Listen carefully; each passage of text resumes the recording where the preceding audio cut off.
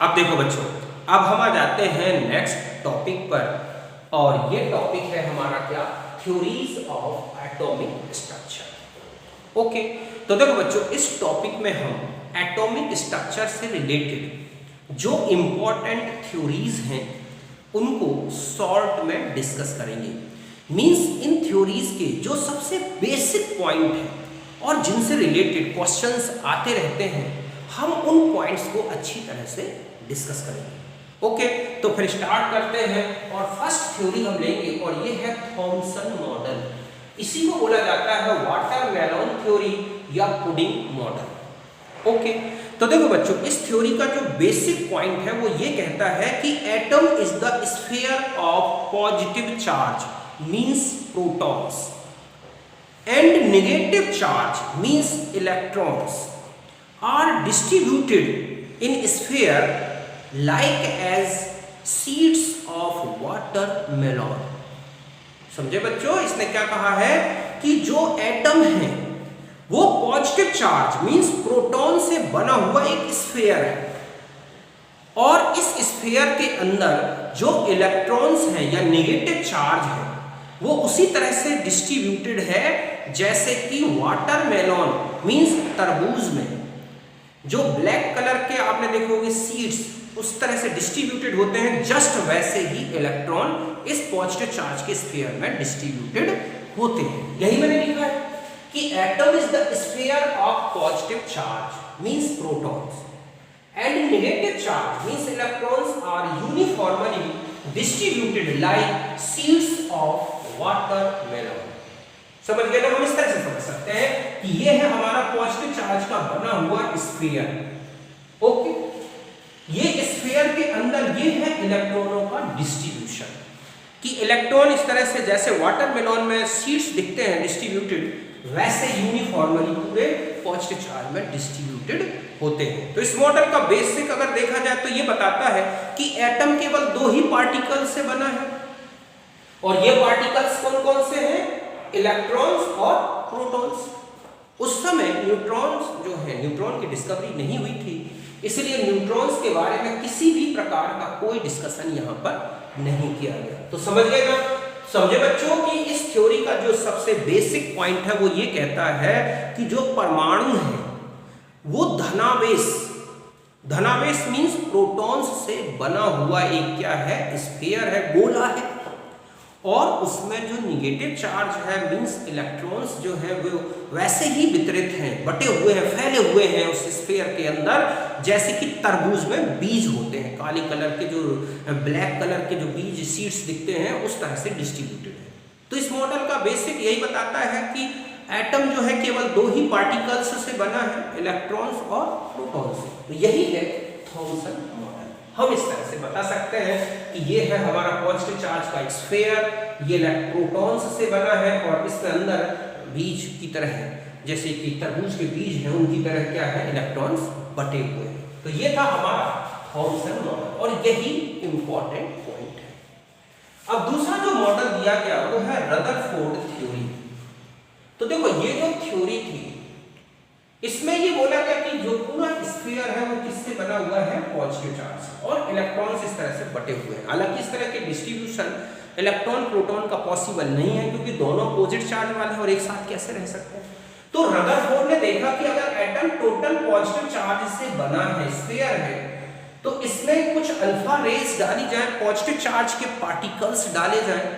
अगर पार्टिकल्स अंदर नहीं जाते, वापस लौट आते हैं, तो इसका मतलब है कि स्फीयर टोटल पॉजिटिव चार्ज का बना है। मतलब ये है कि अगर हम एक स्फीयर लें, गोला लें, और वो टोटल पॉजिटिव चार्ज का बना है और उसके पास कोई पॉजिटिव चार्ज का पार्टिकल ले जाए तो वो पार्टिकल तो वापस लौट जाएगा, अंदर जा ही नहीं सकता। तो रदरफोर्ड ने इसी एटॉमिक मॉडल को और आगे क्या किया, इसको आगे डिस्कस किया। उसने क्या किया कि एक गोल्ड से बनी हुई प्लेट ली, बहुत ही थिन प्लेट। ओके, और उसमें क्या किया उसने कि रेडियम से निकलने वाले अल्फा पार्टिकल्स का बम्बार्डमेंट किया। ये तो हम समझ चुके, पहले भी पढ़ चुके हैं कि इसने क्या किया, गोल्ड से बनी हुई एक प्लेट ली, बहुत ही थिन प्लेट, और उसमें किसका बम्बार्डमेंट कराया, अल्फा पार्टिकल्स का। तो उसने देखा कि जो most of the alpha particles are passed through atom without any deflection, मतलब ज्यादा से ज्यादा अल्फा पार्टिकल्स क्या हो गए, एटम से आर पार हो गए। इसका मतलब क्या था कि एटम का जो मोस्ट ऑफ द पार्ट है एटम का वो क्या है, एम्प्टी है, खाली है। कुछ अल्फा पार्टिकल्स अपने पाथ से डिफ्लेक्टेड हो गए कुछ एंगल बनाते हुए, और बहुत कम लगभग 20,000 में से एक पार्टिकल अपने पाथ में रिटर्न हो गए। ये सारे जब ऑब्जर्वेशन उसने देखे कि most of the alpha particles बाहर हो गए, कुछ डिफ्लेक्टेड हो गए, और बहुत ही कम एक या दो पार्टिकल्स अपने पाथ में वापस आ गए, तो इनके बेस पर उसने कहा कि एटम इस तरह का पॉजिटिव चार्ज का स्फीयर नहीं है। और उस समय उसने एटम के दो पार्ट बता दिए, एक तो न्यूक्लियस और दूसरा बताया था उसने क्या, एक्स्ट्रा न्यूक्लियर पार्ट। समझ गए ना क्या क्या बताया था, न्यूक्लियस और एक्स्ट्रा न्यूक्लियर पार्ट। मेन जो है Rutherford theory is related to discovery of nucleus. Rutherford theory ही है जिसने सबसे पहले एटम के अंदर न्यूक्लियस के एग्जिस्टेंस को बताया था। मींस हम ये कहें कि न्यूक्लियस की डिस्कवरी किसने की है, तो आप क्या बोलोगे, रदरफोर्ड। समझ गए ना। और इस तरह से उसने एटम के दो पार्ट बना दिए। तो देखा आपने कि इस तरह का डायग्राम बना रहता है बुक में कि ये रेडियम है, रेडियम से निकलने वाले अल्फा पार्टिकल्स जब इस तरह से एटम से आर पार हो गए, कुछ डिफ्लेक्टेड हो गए, और एक अल्फा पार्टिकल लगभग 20,000 में से रिटर्न टू ओरिजिनल पाथ।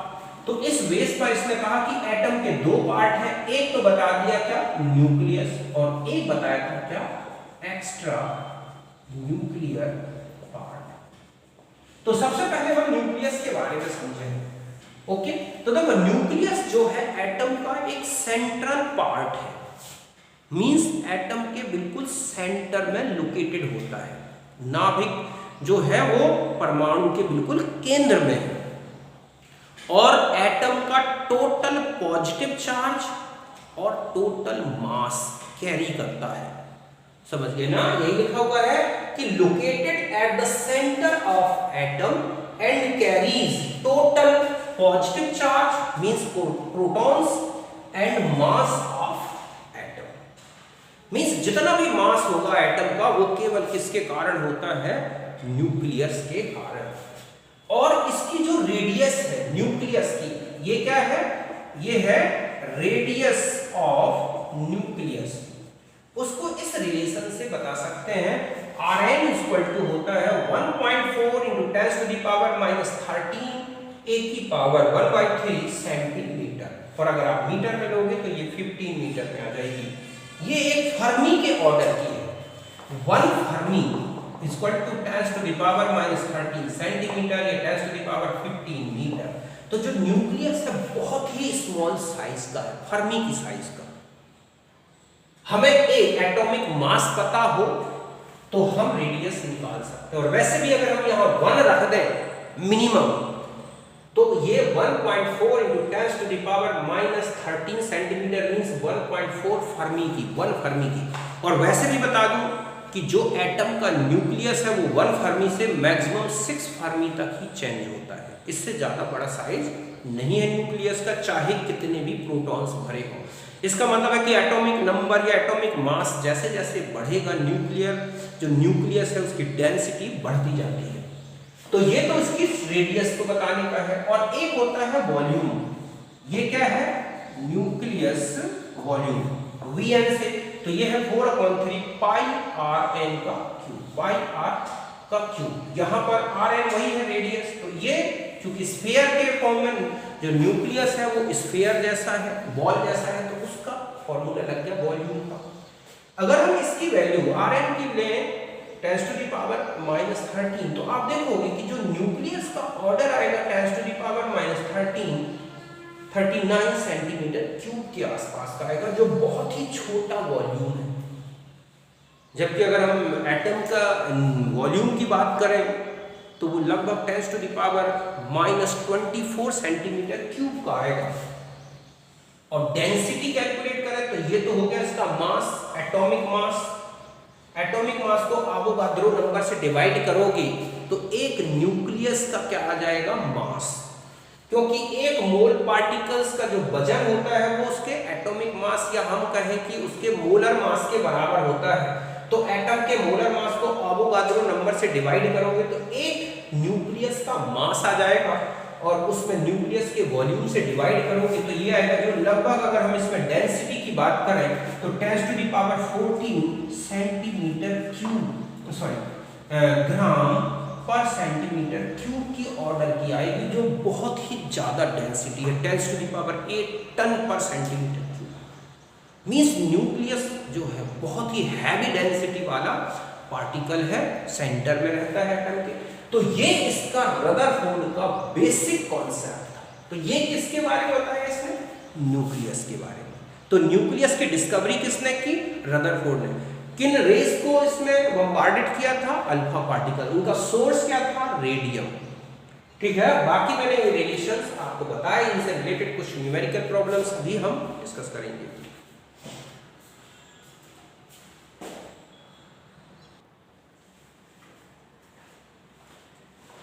अब देखो बच्चों, नेक्स्ट जो इसने बताया कि वो है एक्स्ट्रा न्यूक्लियर पार्ट। मींस अभी आपने समझा कि एटम के दो पार्ट्स बताए थे रदरफोर्ड ने, एक तो न्यूक्लियस और एक है एक्स्ट्रा न्यूक्लियर पार्ट। तो देखो, extra nuclear part is the space around the nucleus in which electrons are revolve in circular path, ठीक है, विद स्टेशनरी वेलोसिटी। मतलब ये है कि ये इस न्यूक्लियस के चारों तरफ का ये स्पेस है जहां पर इलेक्ट्रॉन्स एक सर्कुलर पाथ में घूमते रहते हैं, एक स्टेशनरी वेलोसिटी का मतलब एक स्थिर वेग से। समझ गए ना? तो वह मतलब इस तरह से यही डिटरमाइन करता है कि जो extra nuclear part determine the shape and size of atom, कि एटम कितनी साइज का होगा, जितना बड़ा एक्स्ट्रा न्यूक्लियर पार्ट उतना बड़ा साइज का। यही लिखा है कि space around the nucleus in which the electrons were distributed, ठीक है, and electrons are revolve around the nucleus in circular path, कि न्यूक्लियस के चारों तरफ जो इलेक्ट्रॉन डिस्ट्रीब्यूटेड है और जहां पर वो घूम रहे हैं वही पार्ट क्या है, हमारा एक्स्ट्रा न्यूक्लियर पार्ट। समझ गए बच्चों? परानाभिकीय भाग, नाभिक के चारों तरफ का वो भाग जहां इलेक्ट्रॉन बटे हुए हैं, डिस्ट्रीब्यूटेड है, और सर्कुलर पाथ, एक वृत्ताकार मार्ग में लगातार घूम रहे हैं। तो ये इसकी थ्योरी थी इस तरह से। ये है न्यूक्लियस और उसके चारों तरफ इस तरह से इलेक्ट्रॉन सपोज ये घूम रहे हैं ऐसे। तो ये इसका मॉडल था। अब इसका जो सबसे बड़ा ड्रॉबैक था वो ये था कि इलेक्ट्रॉन अगर लगातार रिवॉल्व होता रहेगा, घूमता रहेगा, तो उसकी एनर्जी तो धीरे धीरे क्या हो जाएगी, कम हो जाएगी। और एक थ्योरी दी गई है जिसको बोलते हैं मैक्सवेल थ्योरी ऑफ इलेक्ट्रोडायनामिक्स। इसमें यह बोला है कि अगर कोई चार्ज्ड पार्टिकल किसी अपोजिट चार्ज पार्टिकल के चारों तरफ अगर घूमता है तो घूमने वाले जो पार्टिकल है उसकी एनर्जी रेडिएशन के फॉर्म में बाहर आएगी, और ऐसे में उस रिवॉल्व करने वाले पार्टिकल की एनर्जी कम होती जाएगी और अंत में वो न्यूक्लियस में चला जाएगा, गिर जाएगा। बट ये ऐसा एटम में नहीं होता। इलेक्ट्रॉन न्यूक्लियस के चारों तरफ ऐसा घूम भी रहा है तो भी नहीं गिरता। तो ये आखिर कैसे पॉसिबल है? तो यही इसका ड्रॉबैक था। समझ गए बच्चों कि मैक्सवेल थर्मो इलेक्ट्रोडायनामिक थ्योरी जो दी गई थी उसको ये एक्सप्लेन नहीं कर सका, इसलिए वहां पर जो है इसकी कमी रह गई थी। अब हम इससे रिलेटेड कुछ क्वेश्चन आ जाते हैं, इस थ्योरी से रिलेटेड न्यूमेरिकल, फिर हम आएंगे बोर मॉडल के बारे में। तो देखो, पहला क्वेश्चन है कि atomic mass of element is 27, calculate radius, volume and density of nucleus. समझ गए ना? अब हमें इनको कैलकुलेट करके बताना है कि इनकी वैल्यूज क्या हो। आपको एटॉमिक मास दे रखा है, सबसे पहले आप रेडियस कैलकुलेट करोगे। जब रेडियस कैलकुलेट हो जाएगी तो वॉल्यूम कैलकुलेट हो जाएगा, वॉल्यूम कैलकुलेटेड हो जाएगा तो डेंसिटी कैलकुलेटेड हो जाएगी। ओके, तो हम यहाँ पर आते हैं कि न्यूक्लियस की जो क्या होता है रेडियस, उसका फॉर्मूला है 1.4 × 10⁻³ A⁻³ सेंटीमीटर। अब यहाँ पर हम 1.4 इंटू 10 टू द पावर -13 और यहाँ रखें 27 का पावर 1/3, तो ये हमारे पास आएगा। और आगे सॉल्व कर 1.3 into 10 to the power -13 into 3 का पावर 3 इंटू यहाँ हो जाएगा 1/3, तो ये हट गया, तो ये हो गया 1.4 into 3 into 10 to the power -13, तो ये आ गया 4.2 10 टू द पावर -13 सेंटीमीटर। ये तो आ गई क्या हमारे पास न्यूक्लियस की रेडियस। अब हमें क्या कैलकुलेट करना है, रेडियस पता है तो हम वॉल्यूम भी निकाल सकते हैं, तो 4/3 पाई rn का पावर ये हो गया, तो 4/3 इंटू 27 22/7 इंटू 4.2 का cube into 10 to the power -13 का क्यूब, ऐसा। जब आप इसे सॉल्व करोगे, समझ गए ना, तो ये वैल्यू आएगी आपके पास 310.5 into 10 to the power -13 centimetre cube, या हम इसको ऐसा भी लिख सकते हैं 3.105 into 10 to the power -37 centimetre cube. तो ये तो आ गया वॉल्यूम। क्या निकला है बच्चों, ये वॉल्यूम न्यूक्लियस का। अब आपको क्या कैलकुलेट करनी है, डेंसिटी। तो डेंसिटी इक्वल टू क्या होता है, molecular mass upon volume into Avogadro number. ये मतलब है कि ये जो इतना पार्ट है ये तो हो गया मास ऑफ न्यूक्लियस और ये हो गया वॉल्यूम ऑफ न्यूक्लियस। तो mass upon volume equal to density. तो मास है 27, वॉल्यूम हमारे पास कितना आया है 3.015, ठीक है, sorry 3.105 into 10 to the power -37, 6.023 10 to the power 23, तो 27/3.105 इंटू 6.023, तो 10 टू द पावर, जब आप इसको सॉल्व करोगे तो ये आपके पास कितना आ जाएगा, तो ये आएगा 14। कितना हो जाएगा 14, और यहाँ इसको सॉल्व कर लो तो ये आएगा 1.44 इंटू 10 टू द पावर 14 ग्राम पर सेंटीमीटर क्यूब। समझ गए ना। तो इतना हाई डेंसिटी होती है किसकी, न्यूक्लियस की, जो कि बहुत ज्यादा है वाटर की डेंसिटी से, तो कितने टाइम ज्यादा, 10 टू द पावर 14। इतनी ज्यादा डेंसिटी होने के कारण वहां का जो न्यूक्लियस है उसका सरफेस टेंशन, पृष्ठ तनाव बहुत ज्यादा है, और यही सरफेस टेंशन ही न्यूक्लियस में जो प्रोटॉन का रिपल्सन लगता है, पॉजिटिव चार्ज का रिपल्सन जो है उसको बैलेंस्ड करता है, जिसके कारण न्यूक्लियस क्या बना रहता है, स्टेबल बना रहता है। तो यहां तक आप समझ गए, हमने तीनों चीजें सॉल्व कर ली। अब देखो नेक्स्ट हमारे पास क्या क्वेश्चन है वो देखते हैं हम। नेक्स्ट क्वेश्चन में पूछा गया है कि एटम की वॉल्यूम या एटम का साइज जो है और न्यूक्लियस के साइज का रेशियो क्या होगा। हम इनके वॉल्यूम के बेस पर ले लें Vn, यहाँ Va अपॉन Vn, तो 4/3 पाई r क्यूब अपॉन 4/3 पाई r क्यूब, ये एटम के लिए, तो ये न्यूक्लियस के लिए। या हम ये कहें कि हमारे पास एटम की रेडियस अपॉन किसकी रेडियस आ जाएगी, न्यूक्लियस की। तो आप एटम की रेडियस अगर आप सेंटीमीटर में लेते हैं तो लगभग एंगस्ट्रॉम के ऑर्डर की होती है। Angstrom means 10 to the power -8 centimetre का क्यूब, और न्यूक्लियस की तो आपने देखा इस ऑर्डर की है ऐसे। तो ये तो हो गया 10 टू द पावर -24 और ये हो गया 10 टू द पावर 39। अगर आप इस तरह से देखें कि 39 और 24, तो ये हो गया आपके पास, ठीक है, 10, ये जो रेशियो आया कितना आ जाएगा, तो आप इसको सॉल्व करोगे तो आ जाएगा 10 टू द पावर 15। बात समझ रहे हो आप कि जो एटम का जो वॉल्यूम है वो न्यूक्लियस के वॉल्यूम से इतने टाइम्स ज्यादा है, जो बहुत बड़ा है। मींस न्यूक्लियस जो है एटम के साइज में अगर देखा जाए तो इतना छोटा है, और आपसे पूछ लिया जाए कि Vn अपॉन Va क्या होगा, तो आप यही लिखोगे ना ऐसा।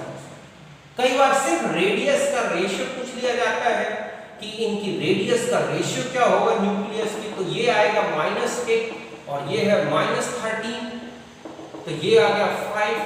समझ रहे हो आप कि Ra = Rn × 10 to the power 5 means जो एटम है उसकी इसकी जो रेडियस है वो न्यूक्लियस की रेडियस से 10⁵ टाइम्स ज्यादा है, 1,00,000 गुना ज्यादा बड़ा साइज का है एटम। किसके रिस्पेक्ट में? न्यूक्लियस के साइज में। जो कि हम ये कहें कि हम अर्थ में खड़े हैं तो अर्थ में हम और अर्थ की साइज, इस तरह का रिलेशन दिखेगा। अब नेक्स्ट क्वेश्चन है कि रेडियस ऑफ एटम इज इतना 7 × 10⁻13 centimetre. Calculate the atomic mass. तो आप लिखेंगे Rn = 1.4 × 10⁻−13 a का पावर 1/3। ये रेडियस दे रखा है 7 × 10⁻13 = 1.4 10⁻−13 a का पावर 1/3। ओके, ये हटा दें और ये हो जाएगा आपके पास 17/14 = a का पावर 1/3। तो हमारे पास आ गया 5 = a का पावर 1/3। तो a होगा 1 to 5। ये होगा इसका एटॉमिक मास जिसका रेडियस इतना है। तो यहां तक बात समझ गए आप अच्छी तरह से। तो ये था हमारा रदरफोर्ड मॉडल तक के क्वेश्चन। ओके, सुनो।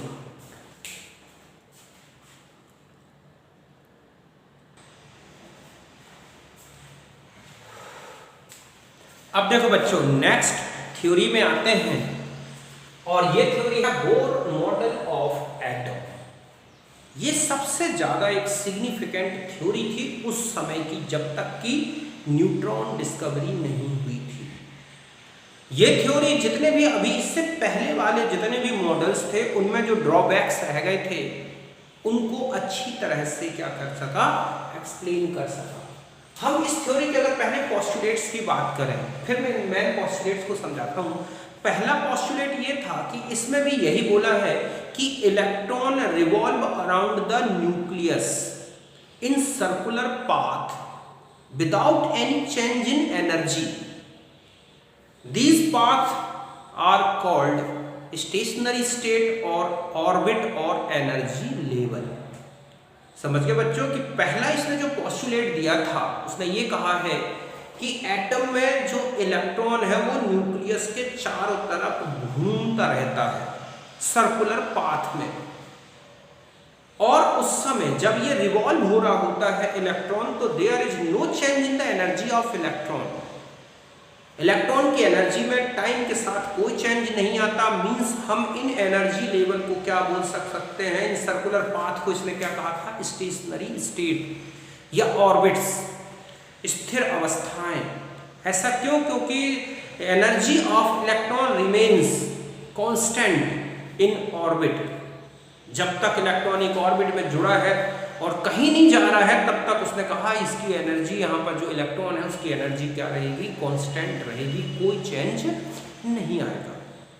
समझ गए बच्चों कि इलेक्ट्रॉन नाभिक के चारों तरफ घूमता रहेगा लेकिन उसकी कोई एनर्जी चेंज नहीं आएगा। तो ऐसे सर्कुलर पाथ को इसमें क्या बोला गया है, स्टेशनरी स्टेट या ऑर्बिट्स। पहला पोस्टुलेट ये था। दूसरा आता है कि इसने कहा है कि जब इलेक्ट्रॉन रिवॉल्व करता है एक स्टेशनरी स्टेट में तो उस समय इलेक्ट्रॉन और न्यूक्लियस के बीच का जो अट्रैक्शन है और जो इलेक्ट्रॉन के रिवॉल्विंग के कारण जो बाहर की तरफ फोर्स लगता है, फेंकने वाला फोर्स, वो फोर्स दोनों एक दूसरे को क्या करके रखते हैं, एक दूसरे को बैलेंस्ड करके रखते हैं। मींस जब इलेक्ट्रॉन एक सर्कुलर पाथ में घूम रहा होता है तो उस समय सेंट्रीफ्यूगल फोर्स और सेंट्रीपीटल फोर्स ये एक दूसरे को बैलेंस्ड रखते हैं। ऐसे में इलेक्ट्रॉन की एक क्या बन जाती है बच्चों, एक सर्कुलर पाथ बन जाता है। तीसरा इसमें ये जो मेन पोस्टुलेट है इस थ्योरी का, सबसे ज्यादा पूछा गया पोस्टुलेट है, इसने ये कहा है कि electron moving around the nucleus in only those circular orbits for which their angular momentum means mvr is integral multiple of h/2π। बात समझे ना? इसने कहा है कि इलेक्ट्रॉन ऐसा नहीं कि कहीं पर भी अपने सर्कुलर ऑर्बिट बना ले न्यूक्लियस के चारों तरफ। ये न्यूक्लियस है तो उसने कहा इलेक्ट्रॉन न्यूक्लियस के चारों तरफ वहीं रिवॉल्व करेगा जहां पर इलेक्ट्रॉन का एंगुलर मोमेंटम मींस उस गोले में घूम रहा होगा उस समय का जो मोमेंटम है वो h/2π का कोई इंटीग्रल मल्टीपल होना चाहिए। मींस हम ये कहें कि जो MBR और H/2π है इसका रेशियो 1 2 3 4 जहां पर भी अगर 1 आएगा इसका रेशियो मींस MBR H/2π में MBR/H/2π n अगर 1 आएगा तो फर्स्ट ऑर्बिट 2 आएगा तो सेकंड ऑर्बिट 3 आएगा तो थर्ड ऑर्बिट 4 आएगा तो फोर्थ ऑर्बिट होगी। इस तरह से ऐसा नहीं कि कहीं पर भी घूमने लगेगा। उसने ये कहा है कि ये ऑर्बिट न्यूक्लियस से उतनी ही डिस्टेंस में बनेगी जहां पर रिवॉल्व करने वाले इलेक्ट्रॉन का एंगुलर मोमेंटम और H/2π का जो रेशियो है वो या तो 1 रहे या 2 रहे या 3 रहे या 4 रहे। इस तरह से यही कहलाता है क्वांटाइजेशन ऑफ, ये लिखा है ना कि this is called condition of quantization. एक डिस्क्रीट वैल्यू रहेगी हर एक ऑर्बिट की, तो discrete value of any object any property is called quantization. तो इसने कहा कि एनर्जी का क्वांटाइजेशन होगा। यहाँ पर इलेक्ट्रॉन है तो अलग एनर्जी रहेगी, दूसरी जगह है तो अलग एनर्जी रहेगी। अपने हर एक एनर्जी लेवल में फिक्स एनर्जी होगी लेकिन अलग अलग होगी। समझ गए ना? जैसे हम कहें फर्स्ट ऑर्बिट के लिए तो क्या होगा H/2π हो जाएगा, n की वैल्यू यहाँ पर कितना हो जाएगा 1। सेकेंड ऑर्बिट में अगर हम जाए तो n = 2 तो 2 से 2 हट जाएगा तो H/π बचेगा। थर्ड ऑर्बिट की बात करें तो यहाँ n 3 हो जाएगा तो 3/2 मींस 1.5 H/π थर्ड ऑर्बिट का एंगुलर मोमेंटम हो गया। इस तरह से एंगुलर मोमेंटम होंगे अलग-अलग ऑर्बिट के। तो समझे बच्चों कि इसने ये कहा है कि नाभिक के चारों तरफ इलेक्ट्रॉन केवल उसी कक्षा में घूमेगा, वही सर्कुलर पाथ बनाएगा जहां इलेक्ट्रॉन का कोणीय संवेग और H/2π ये एक कांस्टेंट वैल्यू है, इनका रेशियो या तो 1 आए या 2 आए या 3 आए या 4 आए। ऐसा नहीं कि कितनी भी डिस्टेंस में कहीं भी इलेक्ट्रॉन का अपना एक ऑर्बिट बन गई। ऑर्बिट वहीं बनेगी जहां पर इसका एंगुलर मोमेंटम H/2π का कोई इंटीग्रल मल्टीपल है। जैसे फर्स्ट ऑर्बिट में हम कहें तो जहां पर n = 1 है तो H/2π और MBR का रेशियो 1 आ जाएगा, 2 आएगा। अगर दूसरी ऑर्बिट है तो 2 आना चाहिए, तीसरी ऑर्बिट है तो ये आना चाहिए। तो ये इस तरह से नए ऑर्बिट्स बनते जाएंगे। अब हम नेक्स्ट पॉइंट जो है नेक्स्ट इसने कहा है कि when electron goes to one orbit to another orbit then energy change takes place as a radiation. जब इलेक्ट्रॉन एक ऑर्बिट से जब दूसरी ऑर्बिट में जाएगा, समझ गए ना, तो ही एनर्जी चेंज आएगा इलेक्ट्रॉन की। और ये जो इलेक्ट्रॉन की एनर्जी में चेंज आएगा वो एक रेडिएशन के फॉर्म में आएगा, ना कि हीट एनर्जी के फॉर्म में। समझ गए बच्चों कि जब इलेक्ट्रॉन एक कक्षा से दूसरी कक्षा में जाएगा तो ही एनर्जी उसकी इलेक्ट्रॉन की ऊर्जा में कोई भी परिवर्तन होगा। देखो उसने ये कहा है कि हम ये कहें कि ये है हमारे पास न्यूक्लियस और ये है ऑर्बिट्स, इस तरह से ये है N1, ये है N2, ये है N3। तो जब तक इलेक्ट्रॉन एक ऑर्बिट में है तब तक ना तो एनर्जी एब्जॉर्ब करता है और ना ही एमिटेड करता है। When electron goes from lower energy to higher energy level, then absorb energy as a radiation and comes from higher energy level to lower energy level, means jumping from higher energy level to lower energy level, then energy emitted as a radiation, means electron अगर यहाँ से यहाँ जाएगा या यहाँ से यहाँ जाएगा तो इसमें एनर्जी का एब्जॉर्प्शन होगा। और जब यहाँ से यहाँ कूदे या यहाँ से यहाँ कूदे तो ये जो है ये वाले स्टेप ये है एनर्जी एब्जॉर्प्शन प्रोसेस, और हम इसे क्या बोलेंगे एक्साइटेशन ऑफ इलेक्ट्रॉन। और जब electron higher energy level to lower में आएगा तो ये कहलाएगा इलेक्ट्रॉन जंपिंग। क्या कहलाएगी? Electron jumping. और ये होगी एनर्जी, ठीक है, एनर्जी एमिशन प्रोसेस। क्या होगी? Energy emission process. समझ गए बच्चों कि जब इलेक्ट्रॉन एक ऑर्बिट से दूसरी में जाएगा तो ऊर्जा का अवशोषण या उत्सर्जन होगा।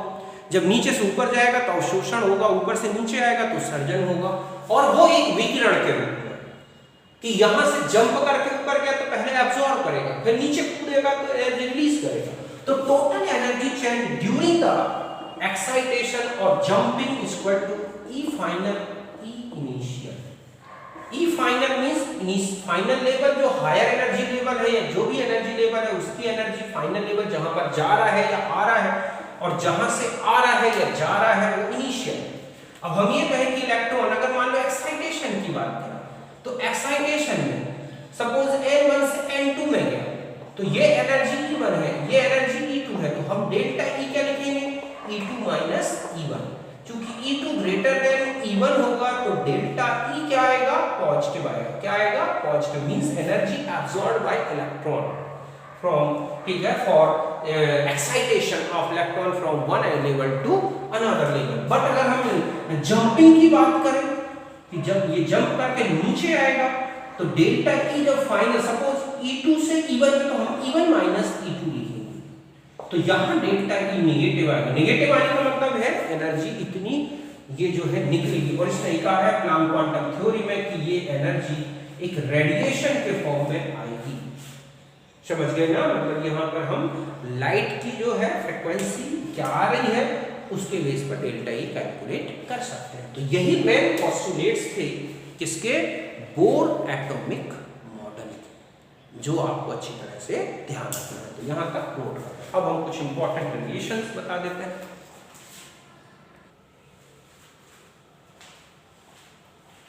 अब देखो बच्चों, अब हम आ जाते हैं जो बोर मॉडल है, इस मॉडल के बेस पर एटॉम की रेडियस, इलेक्ट्रॉन की एनर्जी, इलेक्ट्रॉन की वेलोसिटी, इलेक्ट्रॉन की फ्रीक्वेंसी, ये सब डिटरमाइन किए गए हैं, इन सब का कैलकुलेशन किया गया है। तो हम इनके केवल रिलेशंस लेंगे, उनका पूरा कंप्लीट डेरिवेशन हमें नहीं लेना। पहले हम आ जाते हैं रेडियस ऑफ एटम की बात। मींस ये जो वैल्यू है रेडियस की, इलेक्ट्रॉन और जो न्यूक्लियस है इसके बीच की जो डिस्टेंस है वो है रेडियस। तो रेडियस के लिए जब इलेक्ट्रॉन स्टेशनरी स्टेट में होता है, मींस जब अपने किसी ऑर्बिट में लगातार रिवॉल्व हो रहा होता है इलेक्ट्रॉन, तो उस समय दो फोर्स वर्क करते हैं। एक है सेंट्रीपिटल फोर्स जो कि इलेक्ट्रॉन और न्यूक्लियस के बीच का एक कूलॉम्बिक अट्रैक्शन है, जिसका फॉर्मूला होता है kZ²/r²। ओके, और एक है सेंट्रीफ्यूगल फोर्स जो कि इलेक्ट्रॉन को बाहर की तरफ फेंकता है, और ये है mv²/r। जब इलेक्ट्रॉन स्टेशनरी स्टेट में होता है, मींस रिवॉल्व हो रहा होता है, किसी प्रकार का कोई एनर्जी चेंज नहीं आ रहा होता है इलेक्ट्रॉन की, उस समय ये दोनों फोर्स एक दूसरे को बैलेंस्ड करके रखते हैं, मींस बिल्कुल बराबर होते हैं।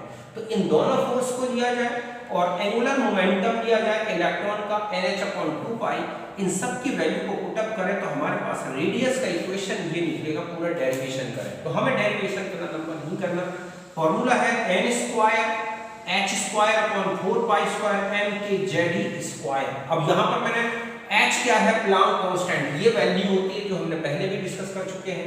E है चार्ज ऑफ इलेक्ट्रॉन जो कि ये है 1.602 × 10⁻⁻19 कूलम। m क्या है, मास ऑफ इलेक्ट्रॉन जो कि 31, ये है 9.1 × 10⁻31 किलोग्राम। ओके, k है कूलॉम्ब कांस्टेंट जो कि ये वैल्यू है 9 × 10⁻9 newton metre square coulomb square SI में, और CGS में इसकी वैल्यू 1 होती है। ओके, Z जो है यहाँ पर है एटॉमिक नंबर, और n है नंबर ऑफ ऑर्बिट, किस ऑर्बिट की आप रेडियस कैलकुलेट कर सकते हैं। अब यहाँ ये जो वैल्यू है कौन सी, h²/4π²mke², समझ गए ना, ये वैल्यू कांस्टेंट रहेगी चाहे इलेक्ट्रॉन किसी भी ऑर्बिट में हो, ये तो वैल्यू कांस्टेंट रहेगी। इलेक्ट्रॉन इतनी भी ज्यादा स्पीड में नहीं होता कि उसका मास चेंज हो, इसलिए हर एक ऑर्बिट में इलेक्ट्रॉन का मास वही रहेगा, चार्ज वही रहेगा, प्लांक। ये जब इसको पूरी वैल्यू अगर रखें हम, ये सारी वैल्यूज जो है जो हमने लिखी हैं ये पुट अप करें, तो हमारे पास मीटर में जो वैल्यू आएगी वो है 0.529 × 10⁻−10 मीटर, चूंकि 10⁻−10 मीटर इक्वल टू क्या होता है 1 एंगस्ट्रॉम। तो मैं कितना हटा के एंगस्ट्रॉम लिखूं तो ये है, तो रेडियस हो जाएगा 0.529 × n²/z एंगस्ट्रॉम में। और अगर हम इसे पिकोमीटर में लें तो 100 से मल्टीप्लाई कर दें तो ऐसा भी लिख सकते हैं। दो रेडियस की रेशियो लें, दो अलग अलग ऑर्बिट की या एक ही एटम की दो ऑर्बिट या डिफरेंट एटम्स की सेम ऑर्बिट, इनका रेडियस रेशियो निकालना है तो ये लग जाएगा फॉर्मूला। इस बेस पर हम जो है एटम की रेडियस किसके बेस पर कैलकुलेट कर सकते हैं, इसके बोर मॉडल के बेस पर। यहां पर ये रेडियस का रेशियो निकाल सकते हैं, सरकमफेरेंस निकाल सकते हैं। ओके, तो यहां तक आप नोट करें।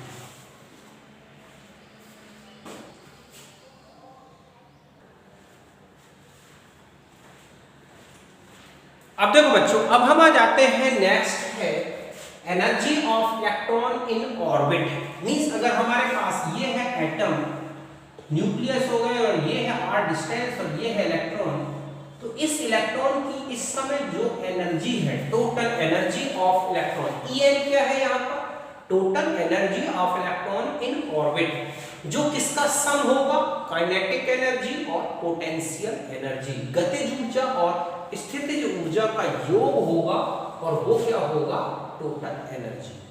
समझ गए ना, क्योंकि इलेक्ट्रॉन मोशन स्टेट में भी है, मूव कर रहा है, रिवॉल्व कर रहा है, तो उसकी काइनेटिक एनर्जी भी होगी, और इलेक्ट्रॉन की पोजीशन कहाँ पे है, इलेक्ट्रॉन किस ऑर्बिट में है, इस पर भी डिपेंड करती है एनर्जी। तो इन दोनों का जो सम है वो है पोटेंशियल एनर्जी और काइनेटिक एनर्जी का सम। अब ये है काइनेटिक एनर्जी का फॉर्मूला, ये याद रखना है, kZ²/2r। वैसे भी आप डेरिवेशन अगर पूरा करोगे तो ये आता है बीच में इसका, और ke = ये देखो कहां से आ गया है, आपने देखा होगा mv²/2 ये होता है, और mv² होता है kZ²/r। तो ये वैल्यू अगर आप इसमें पुट अप कर दें, ठीक है, कि पोटेंशियल काइनेटिक एनर्जी, तो ये रिलेशन आ जाता है। पोटेंशियल एनर्जी का ये फॉर्मूला -kZ²/r, दोनों की वैल्यू पुट अप करें, सॉल्व करोगे तो ये आ जाएगा इलेक्ट्रॉन की टोटल एनर्जी का फॉर्मूला kZ²/2r। अब कई बार ऐसे क्वेश्चंस आते हैं कि इलेक्ट्रॉन की टोटल एनर्जी और काइनेटिक एनर्जी का रेशियो क्या है, टोटल एनर्जी और पोटेंशियल एनर्जी का रेशियो क्या है। तो मैं इन रिलेशंस को भी पहले बता दूं, फिर और आगे हम इस एनर्जी को न्यूमेरिकली निकाल लेंगे रिलेशन को। तो देखो relation of ke with En, तो ke अभी आपने देखा ये है हमारे पास kZ²/2r, ओके, और En क्या है आपके पास, टोटल एनर्जी -kZ²/2r। तो सिर्फ डिफरेंस किस चीज का है इन दोनों में, ke और En, केवल माइनस का। तो हम ऐसा लिख सकते हैं ना कि ke = -En, क्यों, क्योंकि इतनी जो वैल्यू है आप देख रहे हैं वो ke के बराबर है, या हम ये कहें कि जो इतनी वैल्यू है वो En के बराबर है, तो ke = हो जाएगा -En, या En = -ke। ke हमेशा पॉजिटिव होगा, इलेक्ट्रॉन की जो गतिज ऊर्जा है, काइनेटिक एनर्जी है, वो हमेशा पॉजिटिव होगी। क्यों, क्योंकि En ऑलवेज नेगेटिव होता है, तो ये काइनेटिक एनर्जी उतनी ही आएगी जितनी इलेक्ट्रॉन की टोटल एनर्जी है, बट ये पॉजिटिव होगा। दूसरा इसका रेशियो पूछ लिया जाता है तो -1 के बराबर है। बात यहां तक समझ गया अच्छी तरह से। अब हम पोटेंशियल एनर्जी की बात करते हैं। पोटेंशियल एनर्जी का ये रिलेशन है जो मैंने अभी आपको बताया, ये वाला, और En का ये रिलेशन है। तो आप अगर यहां देखें कि ये जो इतनी वैल्यू है ये, तो En = हम ऐसा लिख सकते हैं Pe, और अपॉन में 2 आ जाएगा, या En/Pe = 1/2, या Pe/En, तो ये 2 के बराबर होगा रेशियो। ध्यान रखें पोटेंशियल एनर्जी भी ऑलवेज नेगेटिव आएगी, क्यों, क्योंकि ये एनर्जी जो है ऑलवेज नेगेटिव होती है। तो यहां तक दोनों एनर्जी के रिलेशन समझ गए। अब और आगे बढ़ जाते हैं हम। अगर आप इस इक्वेशन में जो ये फॉर्मूला था अभी आपका रेडियस वाला, उस रेडियस के इक्वेशन को और पुट अप कर दें इस इक्वेशन में, तो फाइनली आपके पास एक इक्वेशन डेराइव हो जाएगा जो कि क्या होगा, देखो मतलब ये जो इक्वेशन है हमारे पास कौन सा, En = -kZ²/2r। अभी r का वैल्यू आपने देखा L² H² 4π² ZE²m², ये आपके पास अभी एक रिलेशन आया था, ठीक है। इस रिलेशन को अगर आप इसमें पुट अप कर दें, En = -kZ² और 2 का 2, और यहां हो जाएगा 4π² ZE²m², सॉरी mk, ठीक है, Z², और ये था mkZE²। और इसको और आगे सॉल्व कर दोगे तो देखो क्या बन जाएगा, ये 4 माइनस हो गया और ये ऊपर ला जाए तो 4 पाई की जगह हो जाएगा 2 pi square Z E square M के, ये ना इनटू आप देख रहे हैं के जेड ई स्क्वायर अपॉन में क्या बचा आपके पास और इस, ठीक है।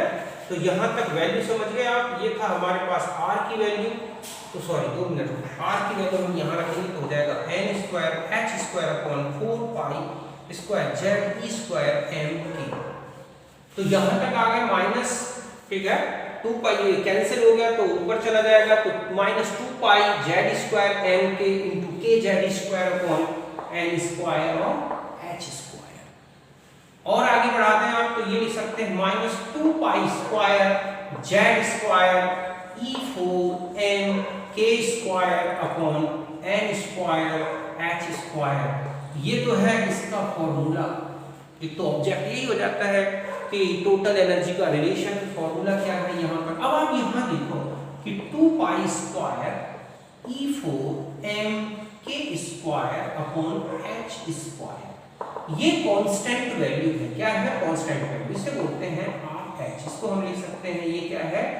रिडबर्ग कांस्टेंट, जो कि सॉल्व करने पर एसआई सिस्टम में अगर आप इन सारी वैल्यूज को पुट अप करोगे तो 1.8 into 10 to the power 18 joule पर एटम या पर इलेक्ट्रॉन के लिए आ जाएगा। समझ गए ना? पर इलेक्ट्रॉन की एनर्जी होगी ये। तो अब यहां पर अगर हम फॉर्मूला देखें तो हमारे पास आ जाएगा RH इंटू, अब यहां बचा क्या देखो, एक तो आपने देखा यहां जेड स्क्वायर बचा हुआ है और यहां एन स्क्वायर, तो ये हो जाएगा जेड स्क्वायर अपॉन में क्या हो जाएगा? N square. ये है इसका फॉर्मूला। या हम ऐसा लिख सकते हैं En equal to minus 2.18 into 10 to the power minus 18 Z square N square joule पर इलेक्ट्रॉन। समझ गए ना कि इस तरह से एक इलेक्ट्रॉन या पर एटम, चूंकि हाइड्रोजन में एक ही इलेक्ट्रॉन होता है तो पर एटम भी लिखा होता है कई बार जूल पर एटम, तो ये जूल में कैलकुलेट करने की वैल्यू है। तो यहां तक आप अच्छी तरह समझ गए होंगे कि किस तरह से न्यूमेरिकल वैल्यू के बेस पर हम क्या कैलकुलेट कर सकते हैं इस एनर्जी को, इलेक्ट्रॉन की किसी भी ऑर्बिट में एनर्जी को अगर आपको कैलकुलेट करना है तो आप इस वैल्यू के बेस पर, और अगर आप इलेक्ट्रॉन वोल्ट में चले जाएं तो 1.602 into 10 to the power minus 19 joule equal to क्या होता है बच्चों? 1 इलेक्ट्रॉन वोल्ट। तो ये जो वैल्यू है तो कितनी? 2.18 into 10 to the power minus 18 joule equal to आएगा 13.6 इलेक्ट्रॉन वोल्ट।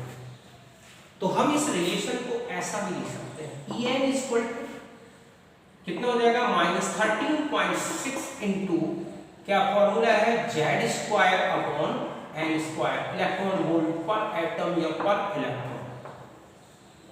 अब मैं एक और बात बता दूं, एक इलेक्ट्रॉन वोल्ट इक्वल टू होता है 23.06 किलो कैलोरी पर मोल, या हम ये कहें किलो जूल में अगर आप इसे चेंज करना चाह रहे हैं तो ये होता है 96.5 किलो जूल पर मोल।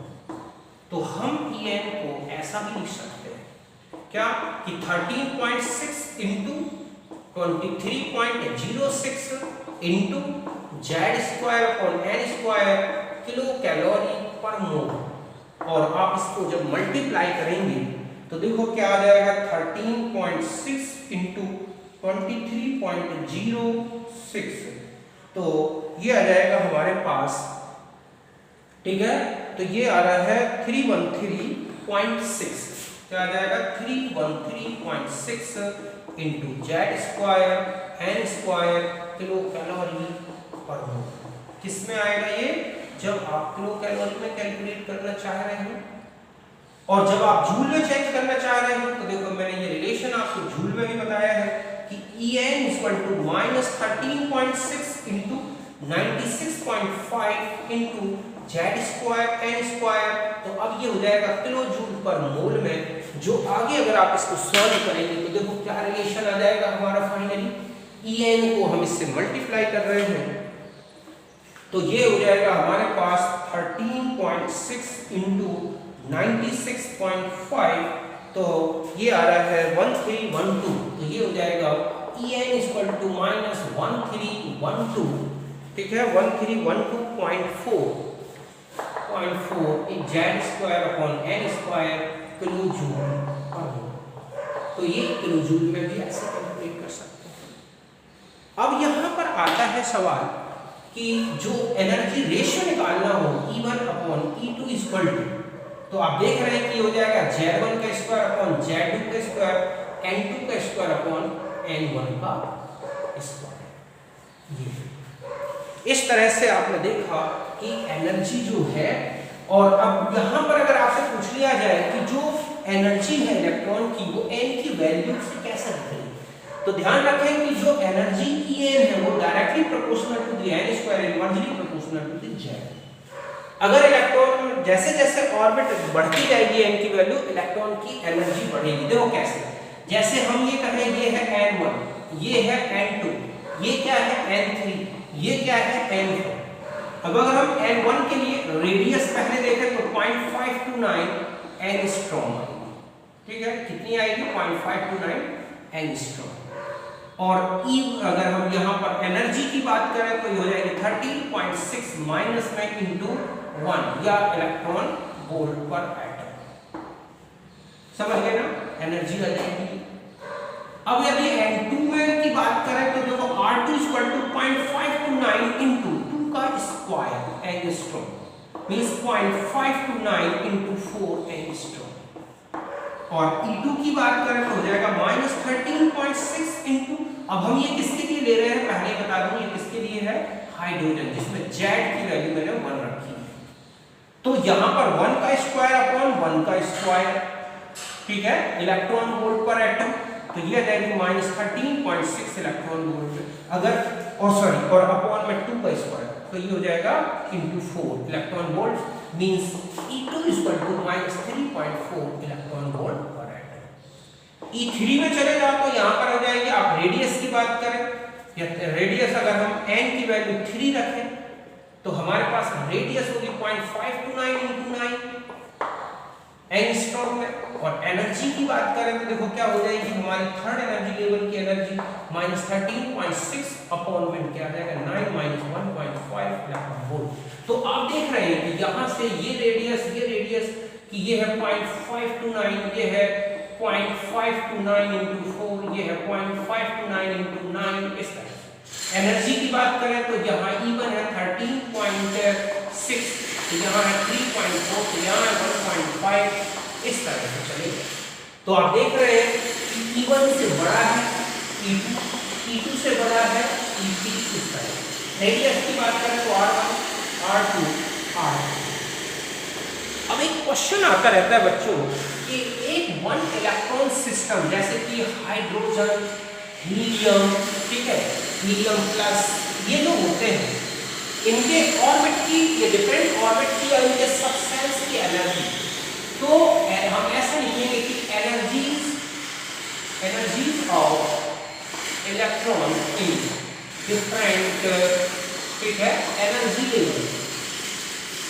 तो यहाँ पर ध्यान रखें कि hydrogen, helium plus, helium 2 plus, ठीक है, बेरिलियम 3 प्लस, अगर इस तरह की स्पीशीज है तो यहाँ ध्यान रखें कि 1s इससे ज्यादा एनर्जी 2s, बट 2p की एनर्जी बराबर होगी 3s, 3p, 3d की एनर्जी इनसे ज्यादा 4s, 4p और 4d और 4f, इस तरह से उनका ऑर्डर आएगा जब 1 इलेक्ट्रॉन सिस्टम लिया गया हो। जैसे कि हाइड्रोजन, कई बार ऑब्जेक्ट आ जाता है कि हाइड्रोजन के डिफरेंट ऑर्बिट्स की एनर्जी का ऑर्डर क्या है, तो ध्यान रखना है कि फर्स्ट एस से ज्यादा 2s और 2p की बराबर होगी, क्योंकि एक ही इलेक्ट्रॉन है, ऐसे में इसका कोई शिल्डिंग इफेक्ट नहीं होगा और सारी ऑर्बिट की एनर्जी एक सी आएगी। तो जहां तक आप समझ रहे होंगे इससे नोट करना।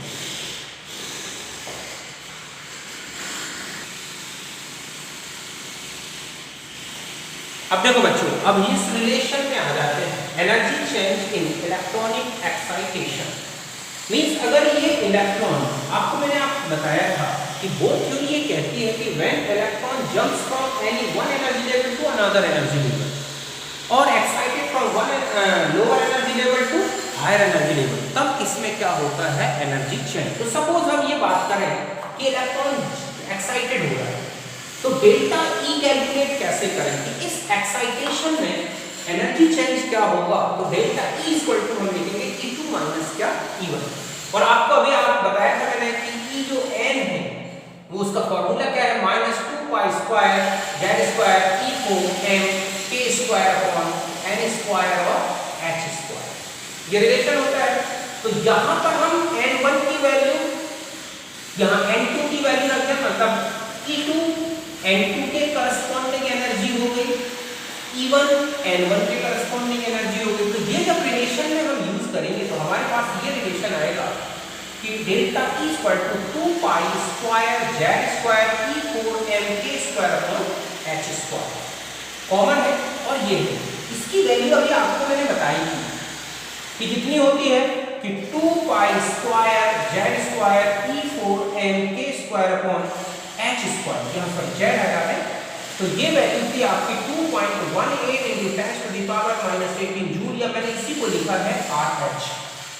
तो हम इसको, और इलेक्ट्रॉन वोल्ट में कितनी थी 13.6, तो यहाँ पर हम इस वैल्यू को पुटअप कर रहे हैं तो एक रिलेशन ये होगा डेल्टा E कैलकुलेट करने का इलेक्ट्रॉन वोल्ट पर एटम में, और अगर आपको जूल में कैलकुलेट करनी है तो ये होगा।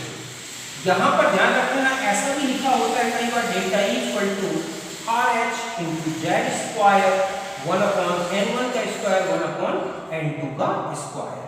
यहाँ पर ध्यान रखें कि जो n2 है ग्रेटर देन n1 लेना है, तब डेल्टा की वैल्यू डेल्टा E की वैल्यू पॉजिटिव फॉर्म में आएगी, मींस न्यूमेरिकल वैल्यू कैलकुलेट हो जाएगी।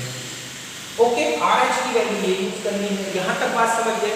और आगे हम बढ़ा सकते हैं according to Planck quantum theory. Planck quantum theory में आपने देखा था कि डेल्टा E इक्वल टू है hc अपॉन लैम्डा, तो हम डेल्टा E की जगह ये यूज करें तो हमारे पास फाइनल इक्वेशन ये बन जाएगा। और आगे बढ़ा सकते हैं हम इसको, यहां पर अगर आप देखें कि ये जो वैल्यूज हैं कौन कौन सी, कि 2 पाई स्क्वायर, ठीक है, E4 m k square upon CH3, ये किसके बराबर है? R के बराबर।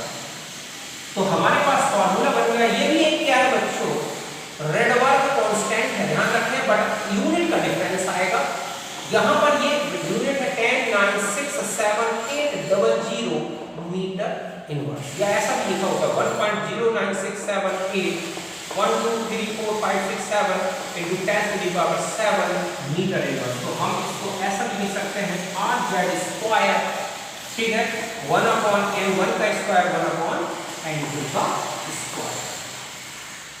और अगर आप इसे सेंटीमीटर में लोगे तो 09678 into 10 to the power 5 centimetre inverse, ये है। या हम इसी को लिखेंगे V bar equal to RZ square 1 upon n1 का स्क्वायर माइनस 1 अपॉन n2 का स्क्वायर। समझ गए ना? तो यहाँ एक रेडबर्ग कांस्टेंट की वैल्यू ये रखो। अब अगर आप देखें कि RH और R में क्या रिलेशन दिखेगा आपको, तो देखो यहाँ पर RH जो था वो था हमारे पास 2 पाई स्क्वायर, ठीक है, E4 m k square upon h square, यही था। और यहाँ पर R मैंने अभी आपको बताया ये है 2 पाई स्क्वायर, ठीक है, E4 m k square upon CH3। तो ये जो वैल्यू थी RH की ये है 2.18 into 10 to the power -18 joule में है, जबकि यहाँ पर ये वैल्यू अगर सॉल्व करोगे तो 109,678, ठीक है, 00 मीटर इनवर्स। अगर आपको इस यूनिट को इस यूनिट में या इस यूनिट को इस यूनिट में चेंज करना है तो देखो आपको क्या डिफरेंस दिख रहा है। यहाँ पर CH2 है, मींस अगर हमें यहाँ पर R लिखना है तो हम ऐसा लिख सकते हैं RH अपॉन CH। समझ गए ना? अगर आप इस वैल्यू में किसका डिवाइड कर रहे हैं, CH से डिवाइड कर रहे हैं तो यही आ जाएगी ना। तो R equal to RH upon CH, या RH इक्वल टू क्या लिख सकते हैं R इंटू CH। तो कई बार एनर्जी का फॉर्मूला लिखा होता है कि आप अगर रेडबर्ग कांस्टेंट आपको इस यूनिट में है और आपको उसको इस यूनिट में लाना है, किसमें जूल पर मोल में। तो यहाँ पर ध्यान रखें ये R जो है 10, 9, 6, 7, 8 है, तो यूनिट से भी समझ सकते हैं कि ये कैसे आ जाएगा इस यूनिट में। तो अगर आपने देखा कि RH = R × CH, देखो यहाँ पर R की यूनिट आप क्या लोगे, ये R वो है जिसमें मीटर इनवर्स में है, ये है मीटर लाइट की वेलोसिटी अपॉन सेकंड में, और H क्या होता है आप जानते हैं, जूल सेकंड में, ठीक है। तो ये सेकंड से सेकंड हट जाएगा, ये है तो RH की यूनिट क्या आ जाएगी, जूल। तो ध्यान रखें कि RH और R का रिलेशन जो बताया मैंने कि RH = R × CH और R निकालना है तो RH/CH। यहाँ पर RH जूल में है, यहाँ पर ये मीटर इनवर्स में है और ये जूल में है। तो यहाँ तक समझ गए। तो कोई भी इलेक्ट्रॉनिक एक्साइटेशन होता है तो उसमें क्या एनर्जी चेंज होंगे, इसको हम इस इक्वेशन से सॉल्व कर सकते हैं। और जब आप इसी इक्वेशन को, जो ये फॉर्मूला आया RZ² 1/n1² - 1/n2², इसी को बोला जाता है कौन सा इक्वेशन बच्चों, बामर इक्वेशन, ठीक है। एक तो V बार = अगर आपको फ्रीक्वेंसी कैलकुलेट करनी है तो ν = C बार करना है, और V बार कैलकुलेट करना है तो 1/λ करना है। जब मैं डायरेक्ट भी बता दे रहा हूं कि न्यू के फॉर्म में बामर इक्वेशन क्या होगा, लैम्डा के फॉर्म में क्या होगा, तो यहां तक होगा।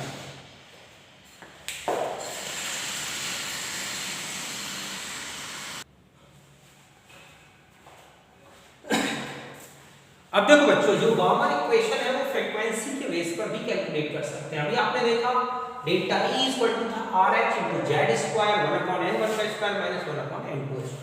डेल्टा E क्या होता है, h न्यू के बराबर प्लैंक क्वांटम थ्योरी में, तो न्यू इतना लिख सकते हैं। और अब जब हम इसको सॉल्व करेंगे, RH की वैल्यू, h की वैल्यू, Z, तो ये आ जाएगा 3.29 × 10⁻15 Z² 1/n1² - 1/n2² हर्ट्ज में।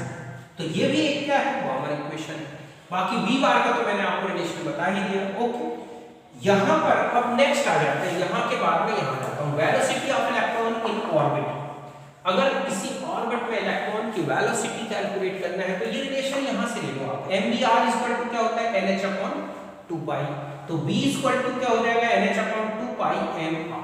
यहाँ तक बात समझ गए। R का फॉर्मूला ये होता है, आप जानते हैं। इस वैल्यू को पुट अप करोगे तो लास्ट में आपको ये इक्वेशन आ जाएगा V का। ये जो वैल्यू है 2π के Z² NH, ये वैल्यू ये होती है। तो हम V का ये फॉर्मूला भी यूज करेंगे। न्यूमेरिकली हम इस फॉर्मूले से वेलोसिटी ऑफ इलेक्ट्रॉन कैलकुलेट करेंगे। ओके, तो यहाँ तक नोट करें।